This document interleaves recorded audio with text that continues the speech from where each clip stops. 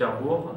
Je suis en thèse ici à l'Institut de rythmologie et de modélisation cardiaque. Je m'appelle Christophe Ruesch, je suis musicien-compositeur et je travaille sur une installation sonore à partir de prises de son cardiaque.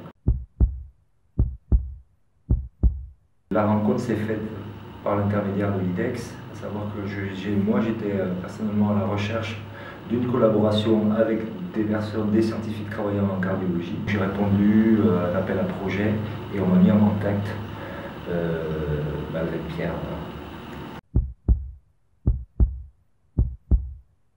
Non, vraiment, en tout cas dans le cadre de ma thèse, c'est la première fois.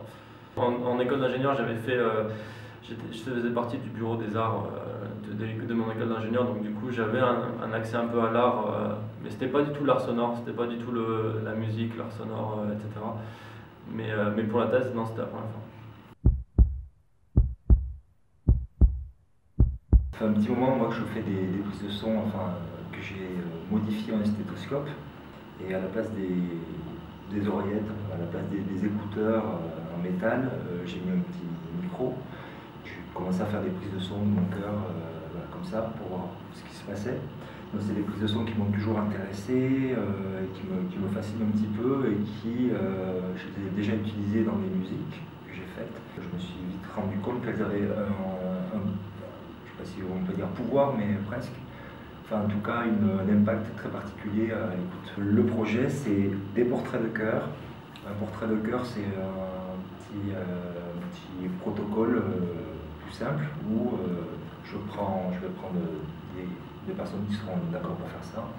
Donc, enregistrer leur chœur pendant environ entre 1 à 2 minutes.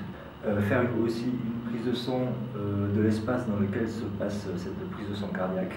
Sachant que je voudrais que dans l'idéal ne se passe pas dans un laboratoire, donc enregistrer cet espace-là, plus je voudrais qu'il y ait une partie interview, et je voudrais leur poser la question, qu'ils me répondent je voudrais qu'ils me racontent une fois où leur cœur a battu très fort. C'est une matière qui sera utilisée dans l'installation. Alors du coup, nous, à l'IHU Lyrique, c'est un IHU qui est spécialisé sur l'organe cœur. Donc on a des modalités de recueil de signaux électrophysiologiques, c'est-à-dire en posant des électrodes sur le corps du patient, on va pouvoir recueillir ce signal électrique. Et en parallèle, on a d'autres outils de recueil de signaux qui vont permettre de recueillir le son, cette fois-ci, avec un système que Christophe a fait de stéthoscope où on a un micro qui est branché au bout de ce stéthoscope.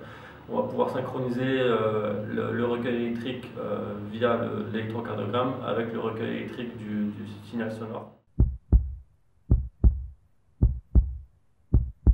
Alors, l'une des différences qu'on voit tout de suite, c'est le rythme cardiaque. Donc c'est pas vraiment la signature du son, mais c'est plus la fréquence à laquelle le cœur bat. Donc ça varie d'un patient à l'autre. Après, à l'œil nu, comme ça, peut-être qu'on n'a pas assez on a fait encore que sur nous deux, donc on n'a pas encore assez de population pour dire vraiment si on peut voir quelque chose. Mais on a fait par exemple des tests à l'effort, donc du coup on fait varier ce rythme cardiaque au cours du temps, avec ensuite une période de repos pour qu'il retourne à son rythme initial. Je suis persuadé que, comme on a une voix particulière, le cœur, votre cœur, mon cœur, celui de Pierre, ont une particularité, une signature sonore, et qu'il faut juste le moyen technique de bien la capter, ça c'est une chose, et aussi l'espace de pouvoir l'écouter. C'est-à-dire que je me suis aussi rendu compte que quand on écoute un cœur, c'est pas quelque chose qui se donne comme ça, c'est pas je mets le stéthoscope, je mets le casque et puis on n'entend rien tout de suite. En fait, déjà il faut redescendre, il faut se concentrer dessus et il faut prendre le temps de rentrer dans cette écoute-là. Et ça c'est assez intéressant. Et à partir de là, je pense qu'on peut rentrer dans des qualités très subtiles d'indication sonore. Ça permet de prendre d'une part de la hauteur, ça c'est sûr. Ça permet de mettre en application ce qu'on a pu apprendre tout le long de la thèse et d'essayer d'élargir un peu les applications et de voir d'autres choses. C'est intéressant.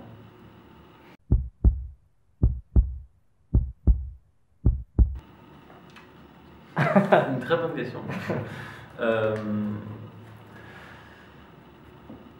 Moi, je répondrai pas.